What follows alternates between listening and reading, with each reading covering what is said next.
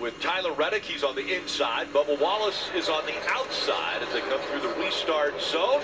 And back in front of the pack grandstands, green flag.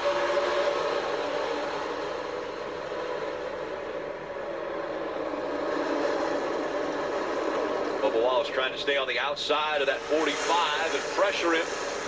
Limit the amount he can come up the racetrack and see if he can get by on the high side. Michael McDowell at the 5th row jumped up and made it 3 wide, still 3 wide, but he made a ton of positions doing that. He did that on the very first start of the race as well to gain a lot of spots, finishing 11th in that first stage.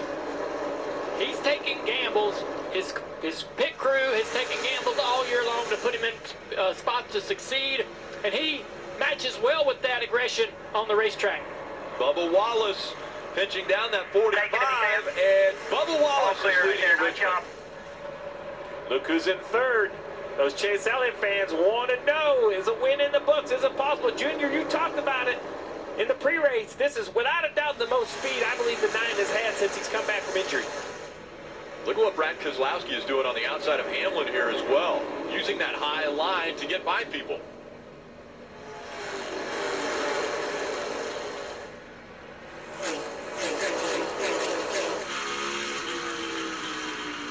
BuildSubmarines.com giving us this perspective. And one thing we're seeing right there, or we're listening to, is Brad Keselowski shifting. So through the door, keep him honest out he went into high gear on the front straightaway, downshifted into turn 1. We know the shifting changes the balance of these cars. So if you were in clean air, running along, not shifting in that first stage, when we have a restart here on new tires, everybody's bunched up around you, and you're forced to push your car a little harder. Maybe that balance isn't what you thought it was. Maybe the performance of your car isn't doing what it needs to do when you induce the shifting into it. Though you're downshifted. Also, you have to think too, this is a longer stage.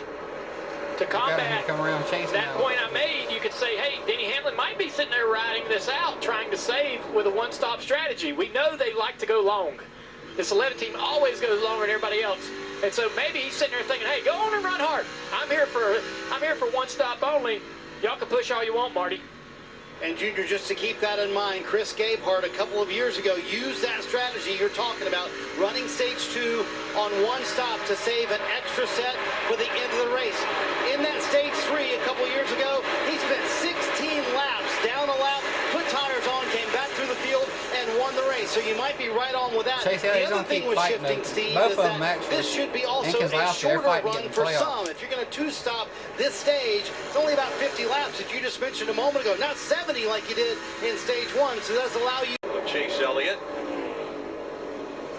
And it looks as though the preferred line right now as far as passing is that high line. Well, you know what's interesting about that is that many times in this racetrack, the bottom is the way to go for the first 5, 6, 7, 8 laps. But today, we just saw Bubba Wallace. He took the lead from the top.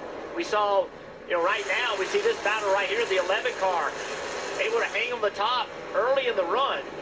You would think, Junior, that would get better as the tires got laps on them, running them up high. Interesting to see the 9 car fighting as hard as he is on the inside here, trying to keep this position. Then he jumps out there, gets the outside line, but Chase is not giving this away.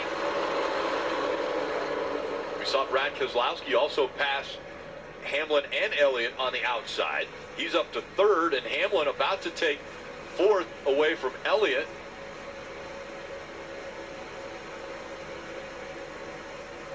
Using that second groove, Hamlin clears the 9. Bottom of the screens, all the guys just outside the top 20. The 5 of Larson is 20th, and that's everyone else behind him. And Larson has struggled.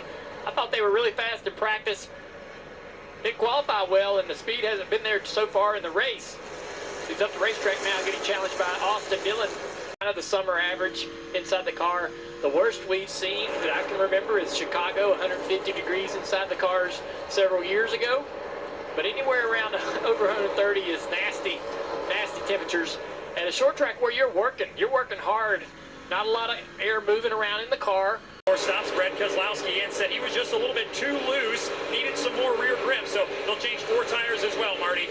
Tyler Reddick, when you have one of the better cars on the racetrack, you play it safe. That's what they're doing here. 2 stops in this stage for Billy Scott and Tyler Reddick. To the car, really good, just a little bit too free on exit, Dylan. Bubba Wallace is in the race leader. Rudy Barker, the crew chief, said your management of that stage 1 run was ideal.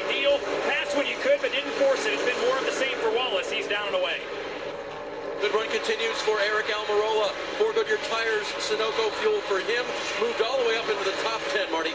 Kyle Larson radioed to Cliff Daniels and said, by so tight in the center, it's just really killing the exits of the corner. Much complaint about the balance of the race car. Maybe just a small air pressure adjustment. He was told by his spotter, just wait, we'll be in a minute. You'll get your chance to get them all back. Legends race here, as well as IndyCar. 24 Hall of Famers in NASCAR have found victory lane here at Richmond Raceway, who will add their name to that list. You know, Liberty University is more than William Byron's sponsor. It's his school. Offering more than 700 flexible, affordable degree programs online and on campus. You can get your future on track today. Visit liberty.edu/24. Wallace, Keselowski, Reddick now 1, 2, 3 as Brad Keselowski has moved into that second spot. Have to be able to So I don't know. I'm really confused on what to tell you. I don't want to screw us up worse. Copy that. Confusing is the word. It's hard to figure out just what to do and how to make your car go faster, isn't it, Dave? Ty Gibbs continuing his good work at Richmond Raceway today. Remember how it's gone for him toward the playoffs here. Decent shape before Atlanta. He'd finished 9th at Chicago Street Race, but then 34th at Atlanta, 27th at New Hampshire. Finally got back on the rebound at 5th place finish at Pocono last week. Crew Chief Chris Gale told me, we even have... Then everyone, Reddick said on the radio, I feel like it could be a little bit tighter, but I'm afraid for you to adjust it very much. One of his best short track races ever. Tyler Reddick comes in with the lead. We'll see where he cycles out. Kyle Larson still struggling with the handling on his race car, but they're gaining on it every run. So a little bit better this run for Kyle Larson, but still a little bit too tight, which in the center, which affects their exit as well. leader Denny Hamlin in the 11. Chris Capehart sticking to the plan. Bell on pit road as well. His car a little bit too tight in the center. Also trying to regain all that track position after qualifying poorly yesterday here at Richmond. When we talk about, splitting this stage up, Capehart very disciplined. He's going to run an even amount on every set of tires, and I think that's showing up right here in the pace of this 11. Now, unfortunately for him, you know what beats good strategy? A really fast car, and that's what Brad Keselowski has right now. We can talk a lot about strategy. He was the man. He was so good. A Hall of Famer. It's great to see that car back up front. This is for second. Tyler Reddick has it in the 45, but Buescher in the 17, putting a lot of pressure on him for that position. Yeah, Buescher came from his 26 start to get the free pass. And the 48, his teammate Blocked it. cuts him off and runs him up the racetrack right here, trying to take that high line away. That's how competitive it is. You want to be the first car a lap down or try to get back to Brad. I really think Larson thinks he can get back to Brad. He got it right up against the boards at 3 and 4. Was making really good time, but now that he's got to Bowman, he's slowed down a little bit. So here we go. The 5 has got another run on the 48 down the back straightaway. Here's a replay of him getting chopped a little bit right there. Now the 48 is going to take the top of the racetrack. And if Larson's going to get this pass done, he's going to have to do it on the bottom of the racetrack with 2 to go. And will Brad... Yeah, this will be a great race right here. Will Brad catch another car to put another car lap down? Blaney is the next car at the tail end of the field. And I don't think that Brad gets there. So this is the race. The 48 and the 5 is the race for the free pass when this caution comes out.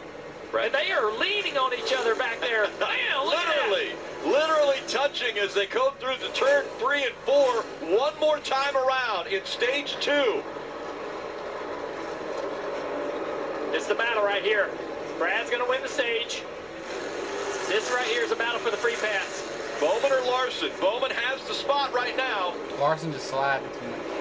And you mentioned it, Keselowski. Yes, he's going to win the stage by a long shot. A last effort to get in front of Bowman. The 5, you can see him sideways off the corner, just could not get it done.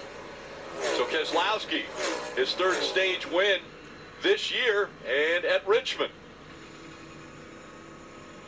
As we see it populated again, the top 10 all receiving stage points. Keselowski now with a playoff point with the win of